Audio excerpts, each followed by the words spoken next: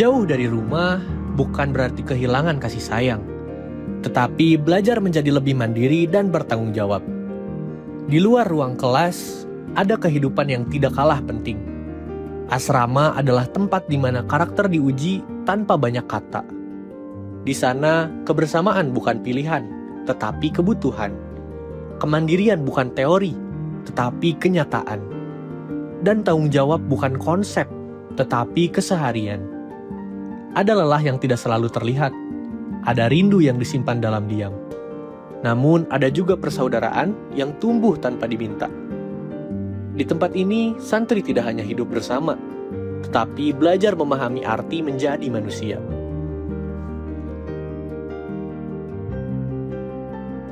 Menurut saya, diri saya pribadi, ketika saya menjadi santri, saya sadar bahwa setiap manusia itu pasti memiliki kelemahan dan adanya kelebihan.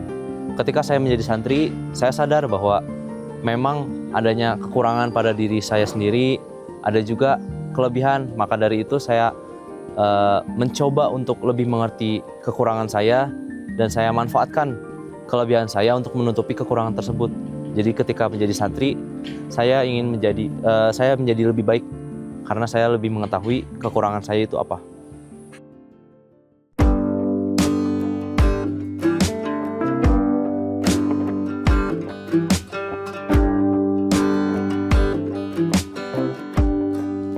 Baik, alhamdulillah untuk sekolah kami kan sekolah boarding ya.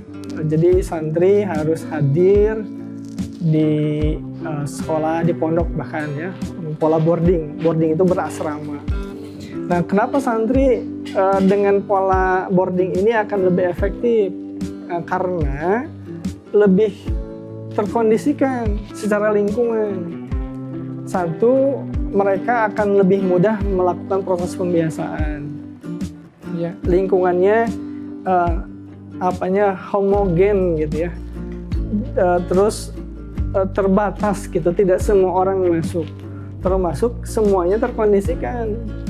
Contoh misalkan anak-anak kami ini tidak terkontaminasi oleh kondisi-kondisi di luar. Ya, di masyarakat gitu ya, pergaulan-pergaulan yang ada gitu. Nah, sehingga relatif mudah tuh untuk dilakukan pembentukan karakternya, ya akan lebih mudah karena lingkungannya terbatas gitu, tidak semua orang bisa mengakses masuk.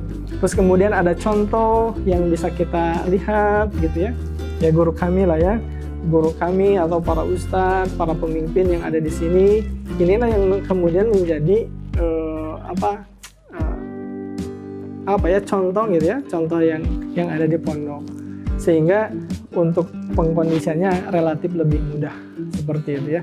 Waktunya di sini, mereka makan di sini, ya, tinggal di sini, gitu ya, tidur di sini, beraktivitas juga sama karena kegiatannya bersamaan dengan dipandu adanya aktivitas harian. Jadi ada daily activity-nya tuh, aktivitas hariannya apa saja gitu ya, mulai dari bangun tidur, kemudian mereka tidur kembali. Nah, ini kegiatan-kegiatan dari awal bangun sampai tidur kembali ini terperinci, insya Allah seperti itu.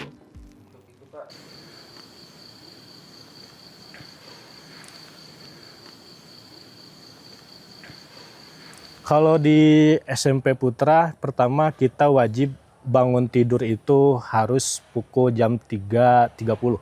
Semua santri harus bangun, kemudian dilanjut dengan sholat tahajud, kemudian ada jadwal piket, ada jadwal-jadwal piket aula, piket asrama, itu menjadi tanggung jawab mereka ketika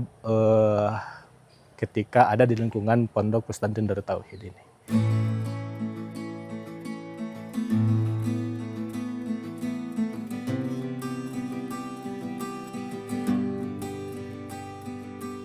Ya, kenapa penting pembiasaan karakter itu? Karena anak-anak dari anak-anak ke remaja itu mereka harus disiplin. Disiplinnya dalam berbagai hal. Seperti tadi bangun pagi harus membersihkan kasurnya, terus kalau ke toilet harus bersih-bersih toilet, dari baju sampai semuanya, buku disiapkan, itu mandiri. Kalau di rumah kan memang dibantu sama orang tua dan keluarga yang lainnya. Kalau di sini kita memaksimalkan potensi diri mereka, kedisiplinan mereka untuk tetap bisa menumbuhkan rasa tanggung jawabnya, terus disiplinnya supaya terkondisikan gitu. Tidak hanya di kelas, di luar kelas pun kami membentuk leadership para santri. Kalau di kelas itu dengan organisasinya sekolah, KM, sekretaris gitu kami maksimalkan. Kalau di luar kelas itu ada yang namanya OPP. Kalau di luar itu disebut OSIS. Nah, kalau di sini OPP. Nah, di sana leadership-nya kami bentuk, kami kondisikan. Selain itu pun ada ekstrakurikuler yang dapat menampung itu semua untuk leadership-nya sendiri, seperti OPP kayak pramuka dan lainnya, mungkin begitu.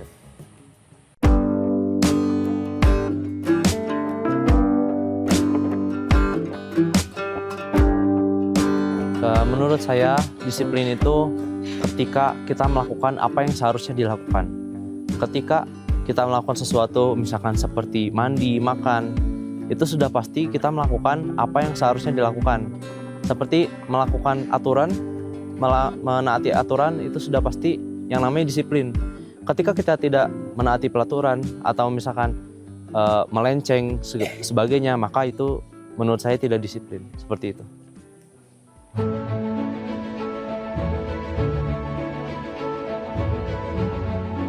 Hal penting ya yang harus senantiasa dijaga adalah terkait dengan masalah keimanan. Keimanan yang berbuah pada sikap penghambaannya gitu. Jadi harapannya anak menguatkan nilai ketakwaan. Jadi dari keimanan itu tumbuh ketakwaan pada dirinya, gitu ya. Kesadaran tentang dirinya adalah sebagai seorang hamba.